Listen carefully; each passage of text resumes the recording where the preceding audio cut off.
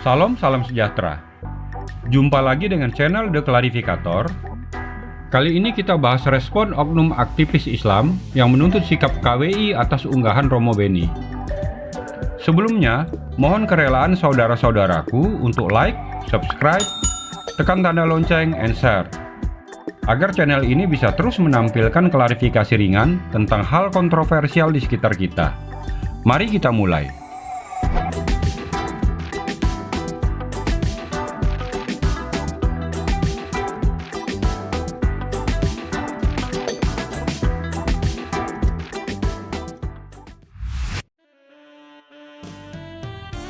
Menanggapi statement seorang aktivis Islam yang mempertanyakan sikap KWI berkaitan dengan unggahan Romo Beni tentang video Ketua Badan Pengurus Setara Institut yang memberi saran yang baik dan membangun kepada Majelis Ulama Indonesia, apa yang harus dituntut kepada KWI? Jika untuk sesuatu yang bertujuan baik, KWI diminta bersikap, minta dulu sikap Majelis Ulama Indonesia atas maraknya oknum-oknum ustadz dan oknum-oknum mualaf yang selalu menyerang Kristen dalam tausiah-tausiahnya, baru fair dan adil. Mana tanggapan dan teguran Majelis Ulama Indonesia kepada oknum-oknum ustadz yang selalu membahas iman Kristen dengan dongeng-dongeng kebohongan, dan oknum-oknum mualaf yang dengan ringan tanpa beban selalu menjelek-jelekkan agama lamanya? Bukankah tugas pokok dan fungsi utama Majelis Ulama Indonesia adalah membina para ulama, termasuk mualaf-mualaf, agar berceramah dengan baik dan benar yang mencerahkan, serta dapat selalu memelihara kerukunan antar umat beragama? Kurangkah kandungan Al-Quran untuk dijadikan materi tausiah, sehingga harus diisi dengan membahas agama lain dengan hoak pula? Apakah MUI lebih tertarik membina dunia usaha dan sertifikasi halal saja? Contoh penghinaan terhadap salib Yesus yang dilakukan seorang ulama kondang. Jangankan menegur, oknum-oknum pengurus elit Majelis Ulama Indonesia malah senyum bangga mendampingi ulama arogan yang hobi mengharam-haramkan dan mengkafir-kafirkan segala hal, tapi hobi juga melakukan hal yang diharamkan dan dikafirkannya. Selain menghina salib Yesus, oknum ulama kondang tersebut dan beberapa oknum ustadz sering melafalkan kata haleluya dalam tausiahnya dengan tujuan memperolok-olok. Kata haleluya adalah kata yang sakral bagi umat Kristen. Tidak boleh diucapkan dengan tujuan memperolok-olok. Sama halnya dengan kata bismillah bagi umat Islam. Jika ada pihak non-muslim yang mengucapkan bismillah untuk tujuan mengolok-olok, yakinlah sumpah, berjuta-juta kaum kadrun dan monaslimin akan demo berjilid-jilid, menuntut pihak yang memperolok-olok kata bismillah tersebut agar dipenjarakan. Jika tidak mau dihina, janganlah suka menghina. Sekali lagi, menuntut sikap KWI atas unggahan Romo Beni, atas saran yang baik dan membangun untuk MUI dari Bung Hendardi, adalah terlalu berlebihan dan dicari-cari. Terus ditambah kata jangan-jangan lagi.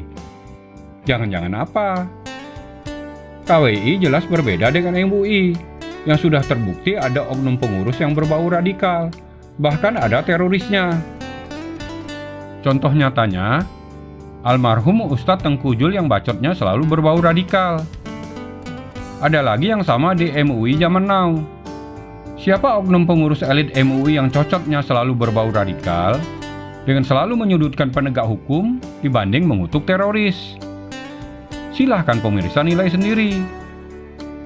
Jadi kata jangan-jangan tersebut lebih tepat diarahkan ke MUI daripada diarahkan kepada KWI. Jangan-jangan masih ada teroris lain di tubuh MUI yang belum tertangkap. Radikal itu, itu mengakar. Tuh pengertian itu namanya radikal. Jadi Islam itu harus radikal. Catat, Islam itu harus radikal. Sekali lagi Islam itu harus radikal. Apalagi ingin menggantinya dengan komunisme asyuriyah, ya kan, yang menganggap ad-din abyunus syab, yang menganggap agama itu adalah sampah masyarakat. Tambah kacau aja udah. Jadi kita lihat orang yang menolak ya khilafahism, ya tidak paham sejarah. Rekam jejak digital menunjukkan tidak sedikit anarkisme yang dialami gereja. mulai dari pembubaran dan pelarangan ibadah bagi umat Kristen, penolakan pendirian, perusakan, pembakaran, sampai teror bom terhadap gereja. Pelakunya berKTP Islam.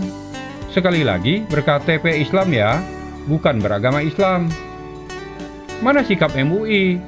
Nyaris tidak terdengar suara MUI mengutuk perbuatan anarkis tersebut. Jangan-jangan ada apanya ya? Kok unggahan video yang berisi saran yang baik malah diribut dan dibesar-besarkan? Alasan pembenaran tindakan anarki kelompok-kelompok tersebut terhadap gereja, konon katanya perlawanan terhadap kaum kafir. Bicara tentang kafir, sebelum lahirnya Islam, umat Kristen Katolik telah lebih dahulu menggunakan istilah kafir. Tertulis di Injil Yohanes pertama 2 ayat 22 yang berbunyi, "Siapakah Dajjal itu? Siapakah pembohong itu? Dia yang kafara atau kafir terhadap Yesus Kristus, dialah Dajjal atau kafir itu." Jadi orang kafir menurut iman Kristen adalah orang yang menyangkal Yesus dan sifat ketuhanannya.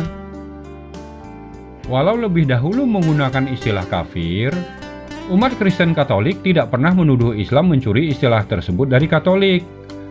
Seperti sebagian oknum umat Islam yang selalu menuduh Kristen merampok kata Allah dari Islam. Padahal kata Allah sudah lebih dahulu digunakan oleh umat Kristen Katolik Arab berabad-abad lamanya sebelum lahirnya Islam. Mengacu kepada hal tersebut, jika umat Kristen kafir berdasarkan akidah Islam, umat Islam juga adalah kafir berdasarkan doktrin iman Kristen. Jadi boleh dong dikatakan, umat Islam dan umat Kristen adalah sama-sama orang beriman sekaligus sama-sama orang kafir, berdasarkan akidah dan doktrin iman agama masing-masing. Hore, selamat menjadi orang beriman sekaligus juga menjadi orang kafir. Seyogianya, tidak perlulah terlalu reaktif dan lebay dalam menyikapi tweet Romo Beni tersebut. Kesannya hanya mencari-cari kesalahan yang diakibatkan kebiasaan mengukur baju di badan sendiri.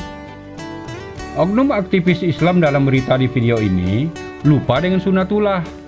Satu jari yang kau tunjukkan ke orang lain, maka saat bersamaan ada 3 jari yang menunjuk ke dirimu sendiri. Seperti pepatah, menepuk air di dulang, pasti terpercik ke muka sendiri. Demikian video ini. Semoga Tuhan yang Maha Pengasih dan Maha Penyayang memberkati kita semua. Amin, saudara-saudaraku.